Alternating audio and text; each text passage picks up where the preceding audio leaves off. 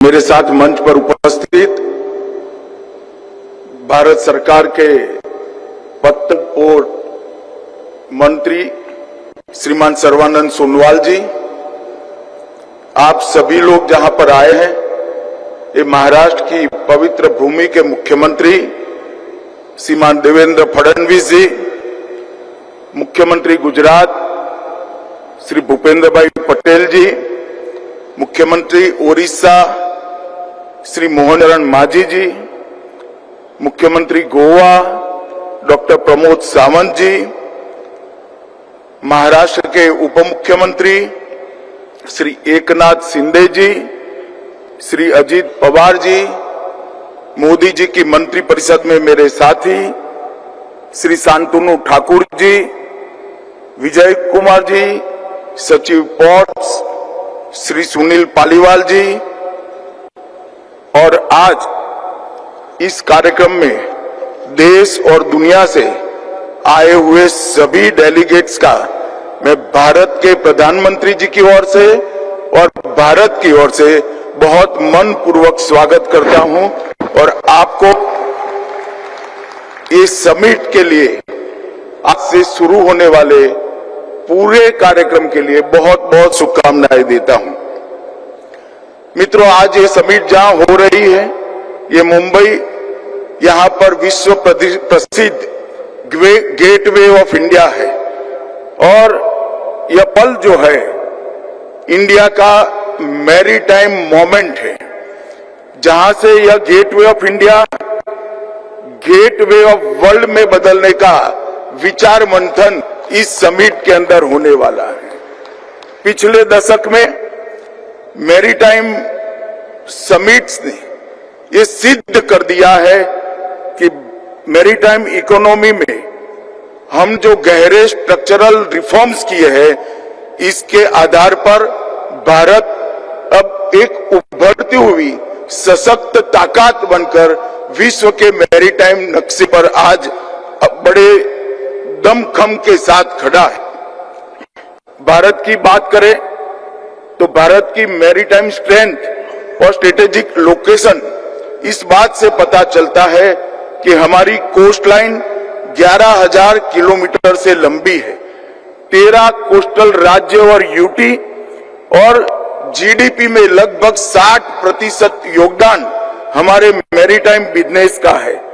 23.7 lakh square kilometre का exclusive economic zone, special economic zone दुनिया भर के इन्वेस्टर और मैन्युफैक्चरर को आकर्षित करता है और 800 मिलियन की आबादी, लगभग आधी आबादी इस मैरीटाइम स्टेट में बसती है।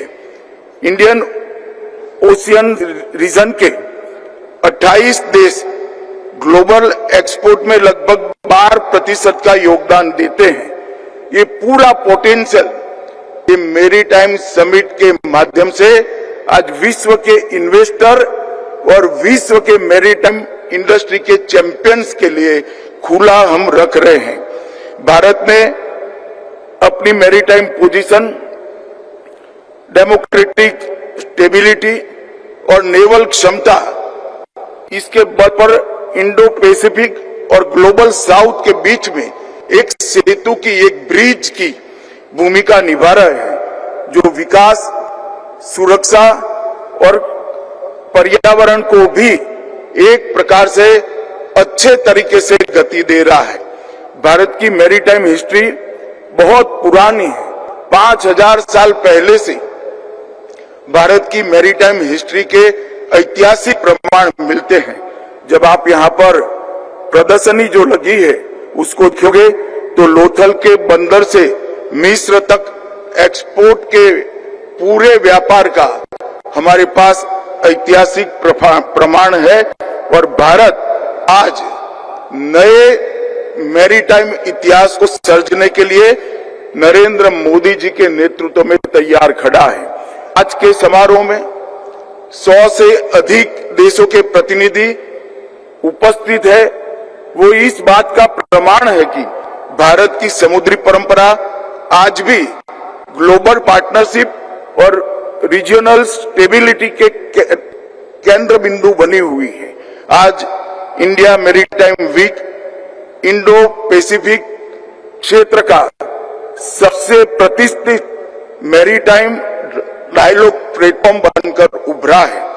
वर्ष 2025 का ये इंडिया मैरीटाइम वीक ये चौथा संस्करण है और पहले 4 संस्करणों ने इसको एक मजबूत आधार बख्शा है और मैं मानता हूं कि ये समिट 2025 की नरेंद्र मोदी जी का 2047 तक मैरीटाइम इंडस्ट्री में भारत का जो स्थान सुनिश्चित करने का लक्ष्य है, इसको अचीव करने के लिए बहुत बड़ा योगदान देगी। इस बार चौथे संस्करण में 100 से अधिक देशों से 350 से ज्यादा स्पीकर, 500 से ज्यादा कंपनियां, 1 लाख से अधिक डेलीगेट्स की सहभागिता होने वाली है। 10 लाख करोड़ के इन्वेस्टमेंट की अपॉर्चुनिटी पर यहाँ पर सृजन होगा और भारत का ये लक्ष्य रहे, भारत प्रतिस्पर्धा में नहीं परस्पर सहयोग में मानता है। परस्पर सहयोग के माध्यम से पूरे देश मैरीटाइम इंडस्ट्री को विश्व की मैरीटाइम इंडस्ट्री के साथ जोड़ने के लिए हम पूरा रोड मैप बना चुके हैं। मित्रों, प्रधानमंत्री मोदी जी का मैरीटाइम विजन सुरक्षा, स्थिरता और आत्मनिर्भरता के 3 स्तंभ पर आधारित है। मैरीटाइम इंडिया विजन 2030 के साथ Sagarmala, blue economy, green maritime vision जैसे इनिशिएटिव हमने लॉन्च किए हैं और हमने लक्ष्य रखा है कि दुनिया में शिप बिल्डिंग इंडस्ट्री में हम टॉप 5 में भारत होगा। नए मेगा और डीप ड्राफ्ट पोर्ट्स का निर्माण हम कर रहे हैं। पोर्ट ड्रिलिंग में 10,000 मिलियन मैट्रिक टन प्रति वर्ष का हमने लक्ष्य रखा है। पोर्ट ट्रांसपोर्ट को पूरी तरह से डिजिटाइज कर लिया गया है और इसके साथ ही Bharat India Middle East Europe economic corridor, eastern maritime corridor, north south transport corridor जैसे कनेक्टिविटी प्रोजेक्ट से भी अब जुड़ चुका है। पिछले 11 वर्षों में प्रधानमंत्री श्री नरेंद्र मोदी जी ने भारत के समुद्री क्षेत्र को राष्ट्रीय शक्ति, रीजनल स्टेबिलिटी और ग्लोबल प्रॉस्पेरिटी के रूप में परिभाषित किया है और ये तीनों लक्ष्यों को सिद्ध करने के लिए हमने ढेर सारे इनिशिएटिव लिए हैं। आज दुनिया का 2/3 व्यापार इंडो पैसिफिक समुद्री मार्ग से होता है और भारत का भी 90% व्यापार समुद्री मार्ग से होता है। मोदी जी की मैरीटाइम पॉलिसी अब विकसित होकर महासागर, mutual and holistic advancement for security and growth across region, जो भारत के बढ़ते ग्लोबल फुटप्रिंट और ग्लोबल साउथ के देशों का प्रतीक बन चुकी है। सागर से महासागर, ये मोदी जी का विजन 2047 तक भारत को इस क्षेत्र में ग्लोबल लीडर बनाने का लक्ष्य की पूर्ति के लिए हम आगे बढ़ेंगे। हमने इसके लिए हमारे बजट में 6 गुना वृद्धि की है। $40 मिलियन का जो बजट हुआ करता था, आज $230 मिलियन तक हम पहुंचे हैं। सागरमाला परियोजना मार्च 25 तक $70 बिलियन की 839 परियोजनाओं की पहचान हमने की है, जिसमें $17 बिलियन की 272 परियोजनाएं पूर्ण भी कर ली गई है। देवेंद्र जी ने अभी बताया $10 बिलियन के से मुंबई के नजीक वाधवान पोर्ट का जो निर्माण हो रहा है, वो अपने पहले ही कामकाजी दिन से दुनिया के टॉप 10 पोर्ट्स में अपना स्थान ले लेगा। ये भारत के लिए और दुनिया के लिए अपार संभावनाओं खोलेगा। इसके साथ साथ $5 बिलियन से ग्रेट निकोबार प्रोजेक्ट्स हम जो बना रहे हैं, वो भारत के मैरीटाइम वैश्विक व्यापार को अनेक गुना बढ़ाने के लिए हम आगे बढ़ेंगे। $200 मिलियन के निवेश से कोचिन शिपयार्ड में भारत की सबसे बड़ी ड्राई डॉक का निर्माण हम करने के लिए आगे बढ़े हैं और गुजरात में मैरीटाइम हेरिटेज कॉम्प्लेक्स का विकास भी हम कर रहे हैं। इसके लिए जरूरी अंतर्राष्ट्रीय कानूनों के साथ तालमेल बिठाने के लिए कानूनी रिफॉर्म करने का काम भी हमने कर लिया है। 2025 में भारतीय बंदरगाह विधेयक 117 साल पुराना कानून हमारी संसद ने फिर से आज के परिप्रेक्ष्य में ग्लोबल दृष्टिकोण के साथ पारित किया है। अंतर्देशीय पोर्ट अधिनियम 2021 एक केंद्रीय कानून द्वारा अंतर्देशीय जलमार्ग को विनियमित और मानकीकृत करने का इससे हमने काम किया है। प्रमुख बंदरगाह प्राधिकरण अधिनियम 2021 इसके माध्यम से हमने बंदरगाहों को और बोर्डों को अधिक स्वायत्ता और उनके संस्थागत ढांचे के आधुनिकीकरण का मार्ग खोला है। राष्ट्रीय जलमार्ग अधिनियम 2016 106 नए जल मार्गों को घोषित किए हैं और इसमें से कई सारे हम चालू कर चुके हैं।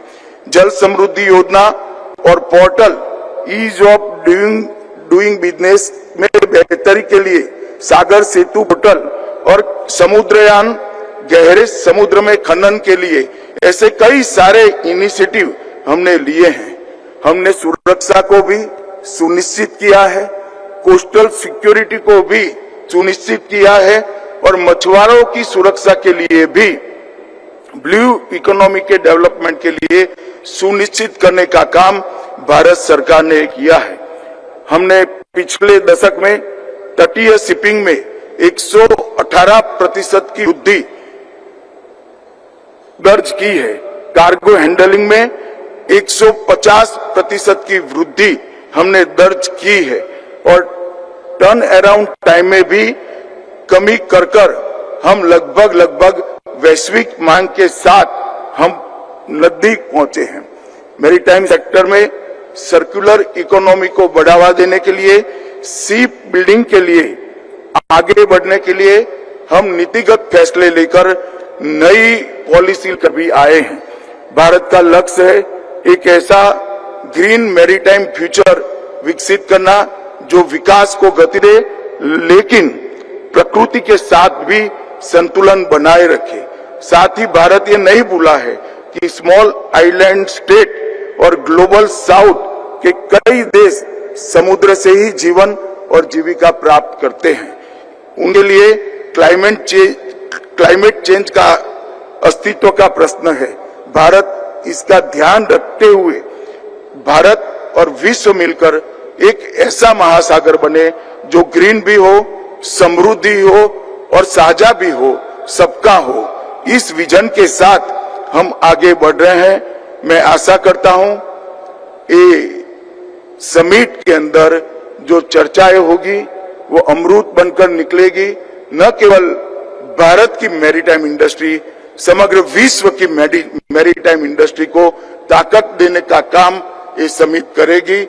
मैं दुनिया भर से आए हुए हिस्सेदार देश और सभी इन्वेस्टर को आह्वान करना चाहता हूं, आइए भारत में इन्वेस्ट करिए और भारत के साथ साथ आपकी समृद्धि का मार्ग भी प्रशस्त करिए।